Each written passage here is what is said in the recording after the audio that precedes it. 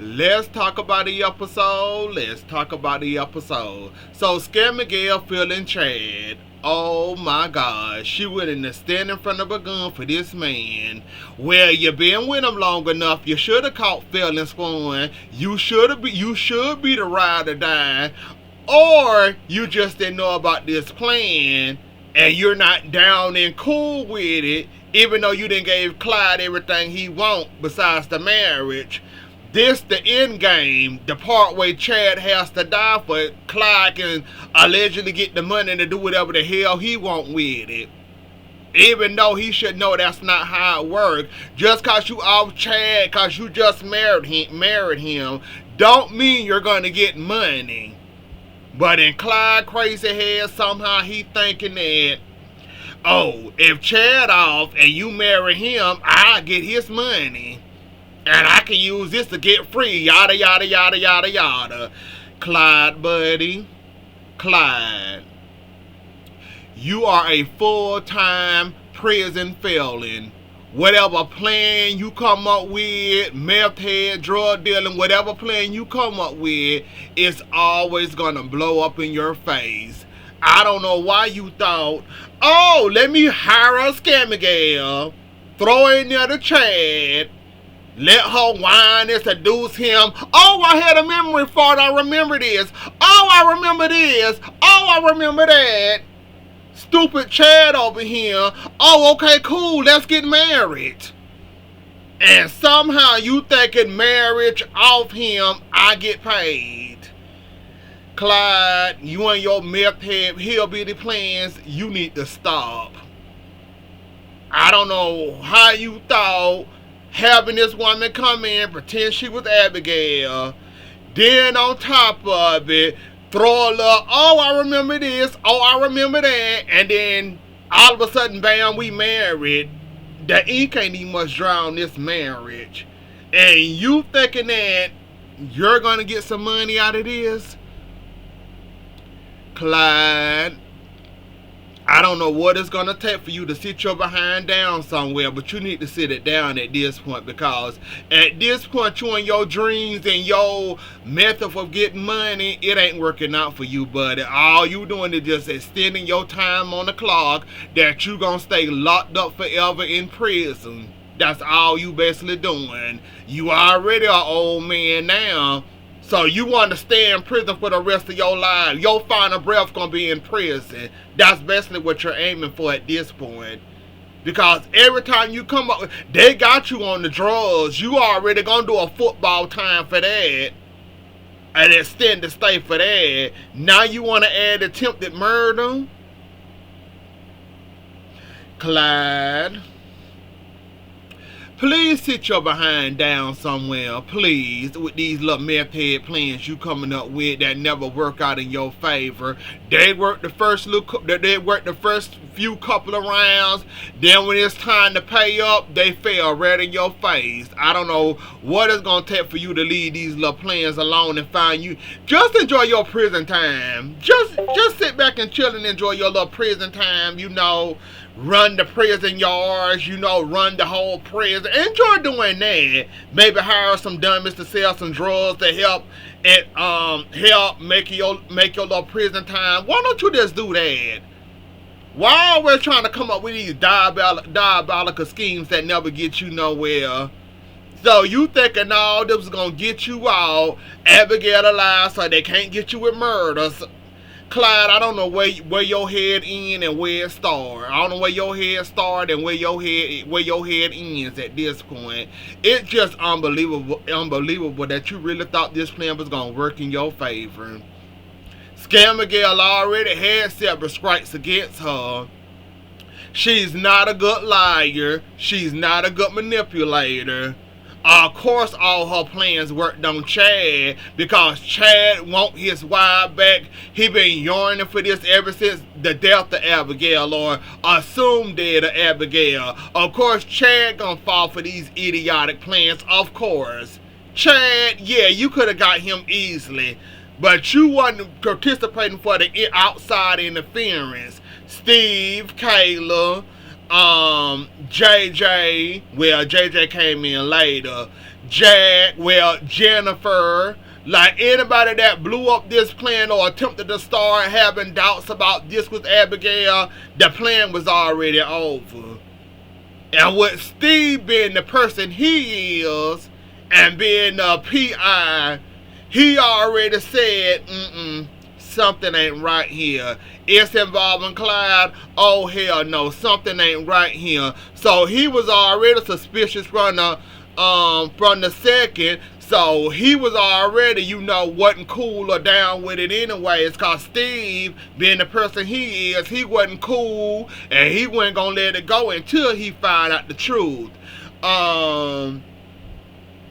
With Dr. Green, he was somewhat smart, He had his own love, with the DNA test, fooling Kayla, going in there, doing his little finger. He was smart with it, I should say. He was smart with it, able to do his 1-2, until Steve stepped in and said, yeah, something stank here.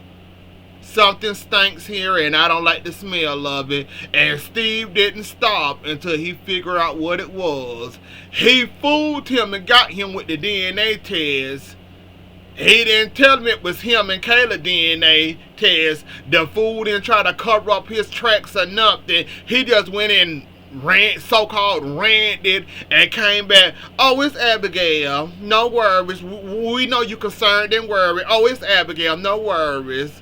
So with that, it was destined to get caught. Chad was crazy enough to fall for it. But Jennifer was on the right track, saying that's not none of my daughter.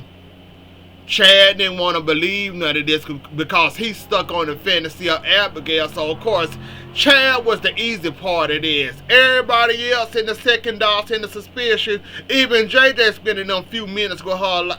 Even JJ spending them few minutes with her, he was a little thrown off and a little confused. And then with Holly being there and said, JJ said he haven't talked to you yet and he just not meeting you for the first time.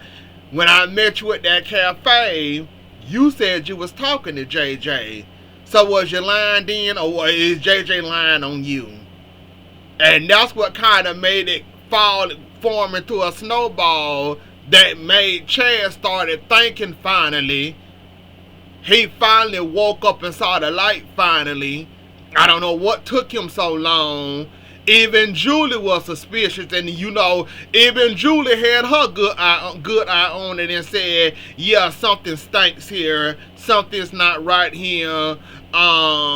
And we gonna go ahead and tell that this Abigail and tell the children. Like even Julie was having her doubts about it, and she wasn't cool with it, and she was going along with it. So yeah, everybody had their doubts. Chad just stuck and hung up on the feeling. I got my wife back. I'm happy. And I don't care what nobody says. Basically, that's what ended up happening. And the plan basically fell apart when Mark ran to Paris and caught himself pulling the gun out on Chad. And Scamagel jumped in front of him. And Steve came behind him and busted him upside the head. Then I guess we'll see what Monday got going for us. But Chad, it shouldn't have took you this long to figure out that woman was lying in your face and playing you like the fool you are. It shouldn't have took you this long, but okay. Now let's get to let's get the kids on out the way, shall we? Because I can't. I can't with these kids, and I will not with these kids. Holly, you basically threw away your whole relationship over the fact that Brady may or may not ran over Sarah. Now that the truth will come out, we gonna see if you gonna look like a bigger fool than you think you are. Because you were running on the fact that, oh, it's Brady, let's prosecute him. Let me help you. Let me go rummage through his briefcase and see can I find something on him. You basically just gave your boyfriend over to your ex-best friend that's willing to have sex with him right now. Holly, I just can't believe what you did. After all that, like I said, after all that pain and suffering I went through with the drugs and all that, and blaming it on him, and EJ having his way and having fun with it, after all that BS I went through, you best letting your boyfriend run away with your ex-best friend. Now, when the truth come out, I hope you look like a fool. They almost kissed. Tate ready to take it to the next step. You over here trying to figure things out, figure out things with your mother, and your boyfriend over here finna move on without you. And I agree with him. That whole overdose thing, basically the family was blaming you. EJ was willing to throw you all under the bus and let you suffer, get beat up, get beat down, all that in jail and juvie.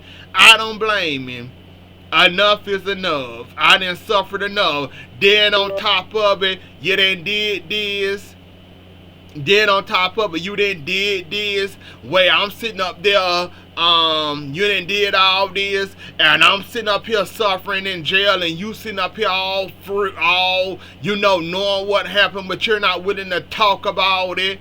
Basically, I had to force you to come out and say that it wasn't me, it was you. So I'm here with Tate with all that. I'm with him. I'm with him on that. I think he done suffered enough, if he must say he have. So yeah, I'm with Tate on that. Go ahead and have your little girlfriend and have fun. Don't have sex yet, but enjoy your new girlfriend, I guess, Tate. Now EJ,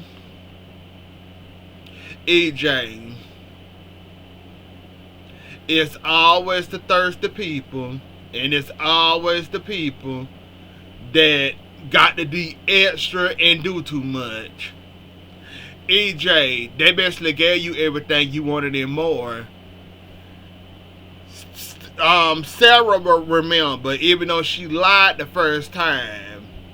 You got Eric, you got Brady, you even got Xander admit that she admitted it to you, and that she also was trying to hurt Sarah, but she wouldn't tell anybody. So with all that being said, you're still not willing to let Brady go. If Xander would have never said that, would you would have still let Brady sit there in jail? Or would you would have had enough common sense to say, okay, we got our real suspect here. No need to keep Brady here. But like I said, you got a grudge. One of your enemies, you trying to arrest them. Of course you want Brady on the silver platter. Of course you do. Who's surprised or shocked by that? But anywho though, it shouldn't have took that. Okay, fine, I get it. Sarah already lied to you and threw Brady in jail trying to save her hothead over here for doing way too much. And over here trying to do something to Brady. Okay, fine, I get it. She shouldn't have lied about her hothead over here and said that, well, trying to protect her hothead over here, and lied and said that she saw Brady behind the wheel. I'm with you, I agree with that. But for more witnesses to come out, including Eric, and also the girl, Sophia, like EJ, why are you holding on? Why are you belonging on talking about some I got both suspects? So you're trying to say they was on top of each other, both driving the wheel to hit Sarah? Like I said, EJ, you was doing what? Like, Paulina, can we please get rid of EJ already as the DA? It's just like you just want to hold on to one of your enemies per usual because you finally got them. Like I said, he ain't a biased DA and he got way too many enemies to be DA. I don't know why Paulina suggested you be DA or anything. You got way too many enemies. And everybody in Salem is an enemy. So, yeah, I don't understand that. But since the truth came out in Fiona, like Brady said, you sat there and let that man rot. You had this man thinking he was doing the right thing this whole entire time, and this man could be free living his life. You sitting up here drinking non-stop. You sitting up here enjoying your life, having a good time. This man basically sitting up here locked up. Don't know how he gonna get over this. Could possibly lose his mind. He already got threatened to get beat up and killed over here, but you don't care.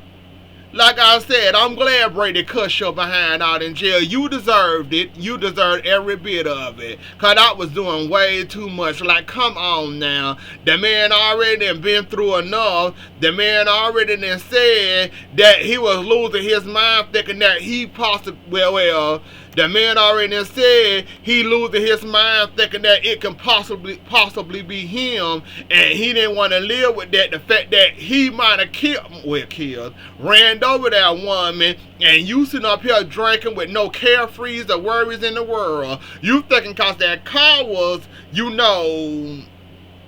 gone or whatever, that somehow that you was gonna get away with this. I don't know what you was thinking or whatever, but Fiona, you should have known that the clock was ticking for you, and sooner or later the truth was gonna come out. I don't know what you was thinking. And then finally, when you get caught and get called out, you talking about pushing Sarah down the stairs. Thank God Xander was there at the right time and didn't come in at the last minute catching you getting flown down some stairs. Thank God for Sarah's persistence and, fighting it and holding on and grabbing the wheels and, trying to stop you. I guess that slowed it down enough for Xander to catch you in the act and heard what you said. And Xander realized he got a monster of a mother again. It's just like, the storyline was good and I was here for it, but yeah, a mess. Complete mess. It was a complete mess. Let's clear it on up with body and soul, I guess. Johnny, this is what happens when you're not open and honest with yourself and or your wife. This is what happens. You jump into insecurities, you seeing stuff that's not really there, you having thoughts and thinking that your wife cheating on you, but she really not doing none of that under the above. This is what happens when you let your mind go wild. Besides being open and honest with your wife and telling her, look, I know it been a long time ago with the whole, threesome thing. I'm still not comfortable with it. I'm still not, comfortable with it enough to deal with it or film it. You're going to have to find somebody else to do this. This is what happens when you let your mind go crazy and you thinking Alex was on top of Chanel over here when he was really on top of Stephanie over there. So, when you get done embarrassing yourself and building up this, that, oh, my wife cheating on me, she going around having sex with Alice, having secret rendezvous. When you get done embarrassing yourself, Johnny, let us know at this point. Just let us know, because all you got to do is just talk to your wife. That's all you got to do. And the whole back thing, it seemed a little weird and you don't know how to take it or whatever. So you just letting your imagination go nuts with you right now. And the fact that you saw Alice in the bed, Alice in that hospital bed on top of somebody, you assume it's your wife. Like, Jonathan to ruin his whole Christmas surprise over being insecure and jealous and not being open and honest with his wife to tell her that, look, I'm not strong enough still. I know it should have been long enough by now, but I ain't strong enough yet. Besides him being open and honest with his wife, he already run around here with these crazy thoughts. And if it wasn't for Paulina, you wouldn't have probably got her back anyway. Because she was fine and willing to be okay staying there at her mama's house. If it wasn't for Paulina and her pep talk and Paulina talking to her, you lucky your wife back in the bed with you. And now you having these thoughts, and like I said, nobody blames you for having these wild thoughts. You just should have been open and honest with it from the beginning and told your wife, I'm not strong enough to deal with this stuff quite yet. You should have been open and honest with your wife, which you wasn't, and now look at you. So you have fun with that, Johnny. I quite didn't get the whole Marlena wanting to do the whole body and soul thing. Um, um, I didn't get that or whatever, so I don't know what that was with Marlena. Talking about the whole body and soul. I think she gonna do her ending scene for Hattie.